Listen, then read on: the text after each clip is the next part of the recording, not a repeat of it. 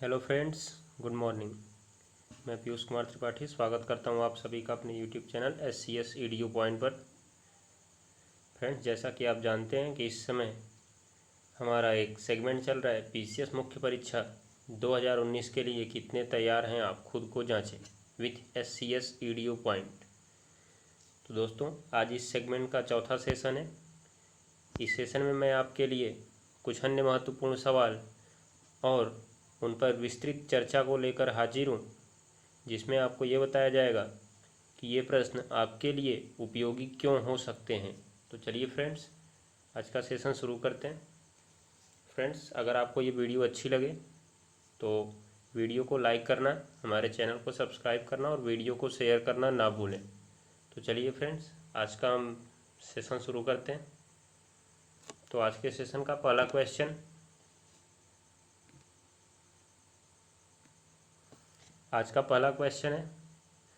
है HS code क्या है, हाल ही में यह क्यों चर्चा में रहा है, विवरण दें। तो HS कोड, जैसा कि आप सभी लोग जानते हैं, यह हाल में चर्चा में क्यों रहा है, क्योंकि पिछले साल नवंबर में ही वाणिज्य और उद्योग मंत्रालय ने खाद्य वस्त्रों को HS कोड प्रदान किया है, तो जिसके कारण यह चर्चा में रहा है। तो आइए हम HS कोड के बारे में कुछ जान लेते हैं।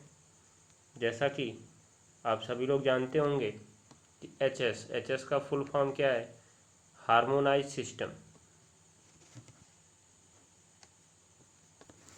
HS की फुल फॉर्म है हार्मोनाइज सिस्टम।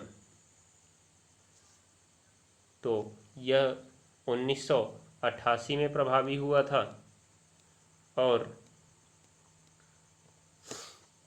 इसकी शुरुआत विश्व सीमा शुल्क संगठन के द्वारा की गई थी, जो कि ब्रसेल्स में स्थित एक स्वतंत्र अंतर सरकारी संगठन है। तो आप लोग इसको ध्यान में रखिएगा। यह ध्यान में रखिएगा कि यह प्रभाव में कब आया था। तो 1988 में प्रभाव में आया था और इसके सदस्य देश 200 से अधिक हैं। मान के चलिए विश्व के लगभग सभी देश इसके अंतर्गत आते हैं। ये भी आप याद में रखिएगा कि वर्ल्ड कस्टम ऑर्गेनाइजेशन, विश्व सीमा शुल्क संगठन के द्वारा यह प्रभावी किया गया था। HS कोड जो होता है 6 अंकों का एक कोडिंग सिस्टम है, जिसमें 2, 2 और 2 3 भाग में इनको बांटा गया है। जो पहले 2 अंक होते हैं अध्याय को बताते हैं, दूसरे 2 अंक होते हैं हेडिंग को बताते हैं और तीसरे 2 अंक होते हैं सब हेडिंग को बताते हैं। ठीक है फ्रेंड्स, जैसे यहाँ पे एक एग्जाम्पल भी दिखाया गया है कि मान लीजिए HS कोड है 1006.30, तो इसमें अध्याय 10 हो गया, ये अनाज को दर्शा रहा है, और हेडिंग जो 06 हो गया वो इसके हेडिंग अर्थात चावल को दर्शा रहा है। जैसे अनाज में हेडिंग हो गई चावल। अब चावल में भी कई प्रकार के होते हैं, तो उसके अंदर की जो सब हेडिंग है उसका जो 30 है वो बता रहा है अर्ध माइल्ड या पूर्ण रूप से माइल्ड चावल, चाहे पालिश हो या चमकता हुआ।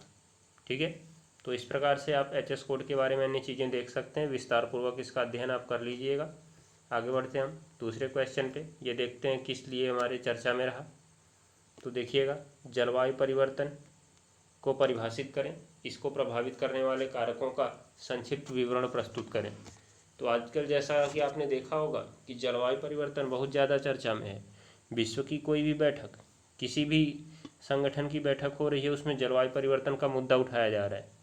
तो आप जलवायु परिवर्तन को परिभाषित कर सकते हैं और इसमें जो संबंधित महत्वपूर्ण समझौते हैं उनको भी आप बता सकते हैं। उसके बाद इसको प्रभावित करने वाले कारकों को बता सकते हैं। और जलवायु परिवर्तन के लिए जो समझौते हुए, जैसे हमारा इसमें एक पेरिस समझौता है, जलवायु परिवर्तन से संबंधित एक महत्वपूर्ण समझौता है, उसमें लक्ष्य क्या क्या थे आप उनको भी बता सकते हैं। अगला क्वेश्चन आता है, चक्रवात क्या है, उष्णकटिबंधीय चक्रवात की विशेषताओं का उल्लेख कीजिए। तो फ्रेंड्स, अभी आपने हाल ही में देखा होगा कि अम्फान चक्रवात बंगाल की खाड़ी में बना और उत्तर पूर्व दिशा में आगे बढ़ता गया और काफ़ी तबाही इसने सुपर साइक्लोन का रूप धारण कर लिया था। तो ये एक उष्णकटिबंधीय चक्रवात ही था। तो आपको इसकी विशेषता बतानी है। और अभी आपने कुछ दिन पहले ही देखा था उष्णकटिबंधीय चक्रवात फेनी भी आया था। तो इसी प्रकार से प्रशांत महासागर में भी देखा जाए तो उष्णकटिबंधीय चक्रवातों की बारंबारता बढ़ी है।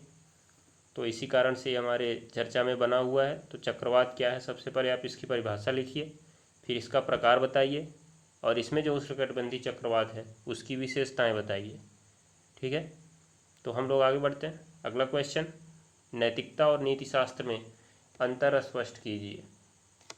तो आपने देखा होगा इस समय कोविड-19 के कारण नैतिकता की बातें बहुत ज़्यादा हो रही हैं कि हमारी नैतिकता कहती है हमें ये करना चाहिए, ये करना चाहिए।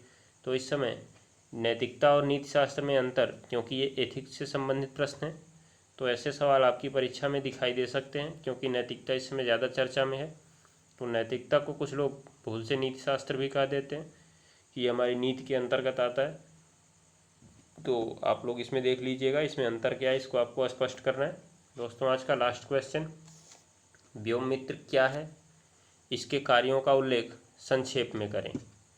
तो व्योम मित्र जैसा कि आप लोग जानते होंगे कि इसरो के द्वारा निर्मित एक ह्यूमनॉइड रोबोट है जिसका निर्माण अभी इसी साल जनवरी महीने में किया गया था, और इसका प्रयोग गगनयान में किया जाएगा, जिसके द्वारा अंतरिक्ष में मानव युक्त मिशन भेजा जाएगा। तो मानव युक्त मिशन तो तुरंत हम भेज नहीं देंगे, क्योंकि ये हमारा पहला मानव युक्त मिशन होगा। इसलिए इससे पहले हम अंतरिक्ष में प्रोटोटाइप भेजेंगे, जिसमें हम 3 बार ये अभ्यास करेंगे कि क्या हम सही तरीके से वहाँ पर पहुँचकर वापस आ पा रहे हैं कि नहीं, और इसमें हम इसी व्योम मित्र अर्थात ह्यूमनॉइड रोबोट का प्रयोग करेंगे। तो इसलिए यह हमारे चर्चा में काफ़ी ज़्यादा बना हुआ है। तो अतः आपकी परीक्षा में इससे संबंधित सवाल देखने को मिल सकते हैं, क्योंकि अंतरिक्ष और प्रौद्योगिकी से संबंधित सवालों में यह एक महत्वपूर्ण सवाल है।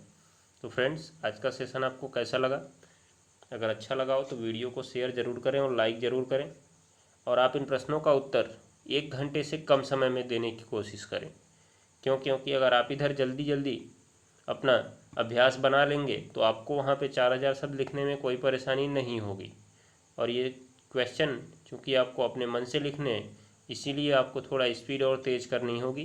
तो आप लोग अभी से अभ्यास करते रहें, क्योंकि लॉकडाउन समाप्त होते ही पेपर बहुत जल्दी शुरू हो जाएंगे।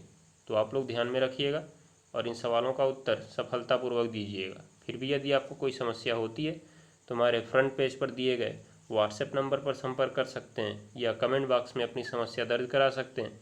आपकी समस्या का समाधान नेक्स्ट वीडियो में अवश्य किया जाएगा। धन्यवाद, गुड बाय, आपका दिन शुभ हो। मिलते हैं अगले सेशन में।